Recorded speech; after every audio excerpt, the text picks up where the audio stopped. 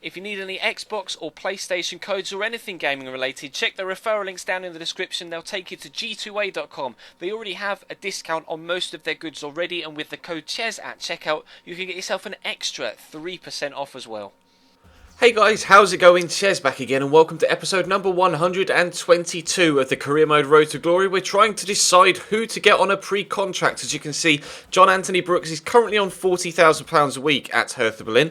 We're trying to do our best to get as many players as possible under what their initial asking wage would be, so that we can maximise the amount of people we can actually bring into the club. Obviously, we need someone right now, which is as a backup player, which is why we're looking at Tievi Walongwa for a potential centre-back role. He's not going to ask for much wage-wise, and we should be able to pick him up pretty cheaply, and he'll do us the rotation job until the end of this season, until we can bring in someone else who is quite significantly better. But we have plenty of options in a variety of different positions to help try and bring in the quality that we need next year to continue to compete at the top level. And as you can see, we're looking at Aaron Cresswell as well, the left back from West Ham. Again, trying to offer people slightly under what their current wage is. As you can see, and Zuzi Toko, he's rated 71 overall, but his important stats for the position that he plays do look very good indeed. So I am going to try and bring him in.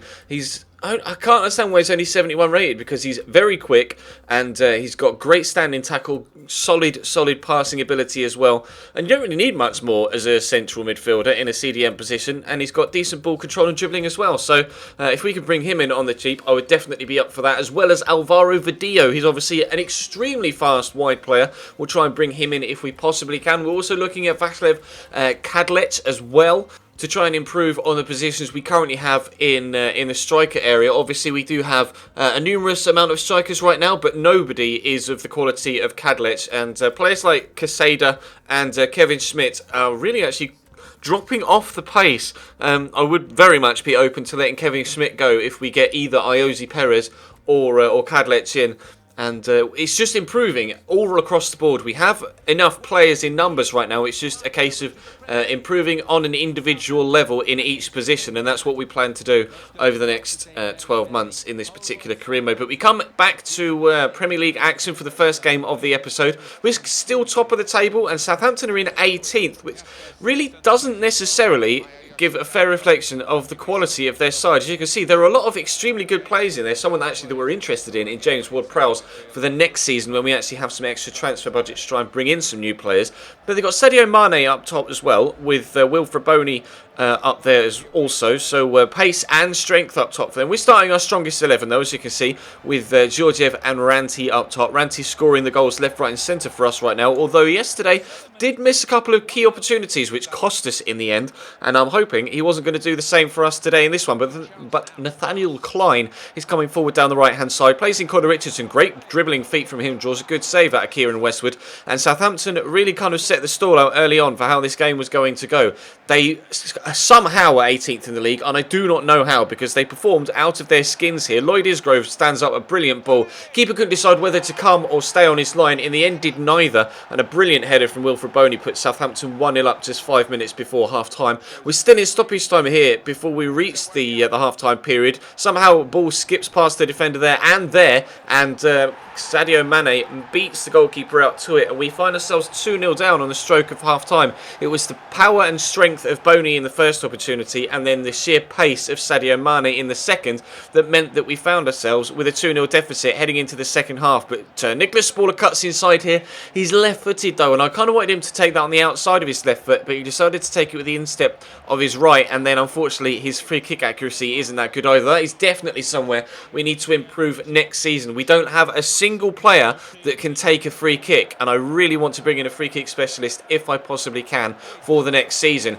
And they were just taking their chances. The ball just wouldn't drop for me properly in this game, unfortunately, and the run was made there by Lloyd Isgrove. Really good run. Not the best of connections on it, to be completely honest. Goes straight through the goalkeeper. We lose 3-0 to Southampton, and to be fair, they deserved it as well. I don't understand how they're 18th in the table, because that was one of the most difficult games we've played all season long. Still continuing to get offers in for Tankelo Ranti though, or Tokelo, not Tankelo. And obviously we'll try and keep him if we possibly can. One thing that weirded me out, if you remember watching earlier on in the episode, it said that John Anthony Brooks was on £40,000 a week at Hertha Berlin, with 6 months remaining. Somehow his wage has magically jumped to £50,000 now, which is a pain in the backside, because of course he now wants £50,000 a week, which means I'm going to have to pay an extra 10k or so to try and bring him in if he is the player that we end up bringing into the club. I don't understand why that's happened, but it is incredibly frustrating that it has happened, because it's really thrown my potential signings into the question now, because I wanted to bring him in as a centre-back for next season, but 50 grand is a lot, and that's over half of what we have to offer to a variety of different players. So I'm going to concentrate my efforts on players like Aaron Cresswell, who are asking for 30. We're offering him 25 here. Again, just trying to minimise the amount we have to play for each and every player. Still looking at Iosi Perez as well. He wants 40 grand a week. We're offering him around about 32. We'll probably have to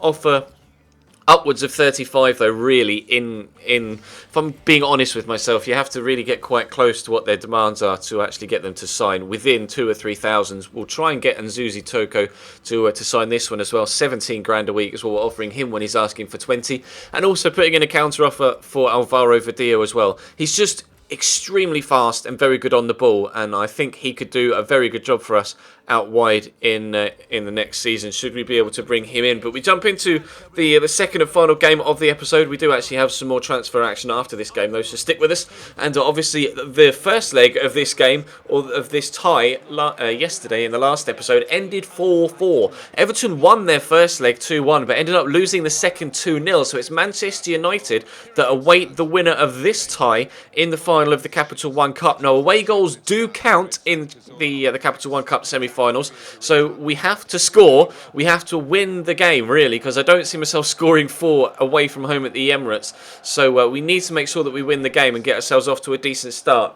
I'm having, though, to play the same side that played in the first leg, because obviously the Southampton game came shortly before this one at the weekend, and everybody wasn't fit. This fixture congestion in January, with a game every weekend and every weeknight, or every weekday period, has really taken its toll on the players, and the fitness of the squad as a whole is completely dead, really. So that's why our results have kind of dropped off, unfortunately, in the month of January. We weren't sure how they were going to go, and it's proven that whilst we do have a decent amount of numbers, their stamina just isn't good enough. But they got themselves a decent chance in the first highlight there, with a good save drawn out of Kieran Westwood, and then Callum Chambers with such a clumsy challenge on Kevin Schmidt. It was a clear penalty, definitely not a red card though. The yellow was the right call. It wasn't a clear-cut scoring opportunity, but it was just a clumsy challenge. Gets beaten there. Clearly Kevin Schmidt's just running in the box, and it's just a really unorthodox, clumsy challenge. So Cassada steps up to score the penalty and does just that. So we are now in front on the night. We are in front on aggregate. And if things stay as they are, we're going to the Capital One Cup final. We'll try and get ourselves a second though, because obviously if Arsenal score at any point and level the playing field, that means that they're going through on away goals. So we need a cushion if we could possibly get one. But Wojciech Szczesny seemed determined to stop me from doing so. A brilliant save there from the shot from Adarabio. We'll try again down the left-hand side through Jack Grealish here. He's going to cut inside really nicely, square it across to Kevin Schmidt. He's left-footed, so I try my best to get it onto that left foot, but I can't find the bottom corner, and it's another good save from the pole that keeps us out. And then Arsenal started to come forward again. Jack Wilshere into Olivier Giroud. Obviously it was Romelu Lukaku that did the damage in the first leg, but Giroud with a brilliant effort, and then somehow Ramsey hits the bar with a follow-up effort. A really good save from Kieran Westwood from the first chance from Giroud, but Ramsey really should be burying that. And I thought to myself, is the luck with us? Are we headed to the Capital One Cup final? Are things going our way? With an open goal, Ramsey hits the bar with a header, and we push forward in the second half, trying to get that cushion that we want. I need a 2-goal advantage here, because I don't think I can keep a clean sheet against Arsenal, and the width of the white line is the difference between a 2-0 lead and a 1-0 lead there. Brilliant finesse shot from Fabian Cassada, and unfortunately comes down off the bar, bounces on the line and comes out. Definitely no goal, but brilliant reaction save from Kieran Westwood again. That is why we brought in a goalkeeper of his quality. The reactions there as he was rushing out were absolutely superb. Brilliant save. And like I say, the luck looked as if it was in our favour. Danny Welbeck into Aaron Ramsey here, though, into Dusan Tadic, who they brought on as a substitute, into Romelu Lukaku, who they brought on as a substitute, and he scores at the near post. Kieran Westwood has made 3 or 4 brilliant saves in this game, but then one mistake by not even attempting to get anywhere near that, and it's Romelu Lukaku that does the damage again. A 1-1 draw in this one means that Arsenal go through to the Capital One Cup final on away goals, thanks to the 4-4 draw at the Abbey Stadium earlier on in the month, which was in yesterday's episode. Fortunately, though, we do have some good news to end the episode on, despite our defeat in that particular competition, with 3 players agreeing pre-contract deals. The left back, the right mid, and the CDM. So we do have some good quality coming into the club for next season, and obviously they will be worth a decent amount as well should we need to sell them on at a later date. We've got a few good kids coming up as well, as you can see. I asked a couple of people on Twitter who do, a couple of other career mode YouTubers that do kind of youth squad careers, and Cutsy Gaming and SJH Sports are the people that I asked on Twitter. And Cutsy said that obviously if you upgrade, or if you sign people up after the May upgrade, then their physical stats don't change. So if I should bring up the players to the youth squad before that May upgrade. However, with goalkeepers and centre mids, it's not that important, so you don't have to take the hit on the overall of the player when you initially bring him up, and we should be able to let them have that May upgrade, the goalkeepers, and there was a CDM in there as well, and then obviously they'll have a higher up overall for the start of next season, and their potential will be just as good. So hopefully we should have 3 or 4 really good youngsters coming up next season, as well as the 3 players that we've just signed on pre-contract. So we still currently sit in the Champions League spot, second in the table now, but with a game in hand on Manchester City. So should we win that, we can go back top of the table by a single point. Our goal difference is better than anyone around us other than Chelsea, who have plus 17 to our plus 12. So things are still looking very good for us. It has been an extremely tough month, and I think I'm going to leave the game on world class. I'm not going to step up to legendary just yet. We'll see how this season ends, and then we'll think about stepping it up to legendary for next season and see how we get on there. But right now we're going to stay on world class for the rest of this year, and hopefully we can get ourselves some Champions League football. But for now, that's going to bring today's episode to a close. Thank you very much for watching, guys. Drop the video a like if you enjoyed, subscribe if you haven't already, check the channel page for anything you may have missed over the past few days. I'll be streaming FIFA 15 over on twitch.tv/Chesnoid Gaming tonight as well, so check the links in the description to my Twitch, to my Twitter, to my Instagram, Facebook, and to G2A, and I'll see you next time.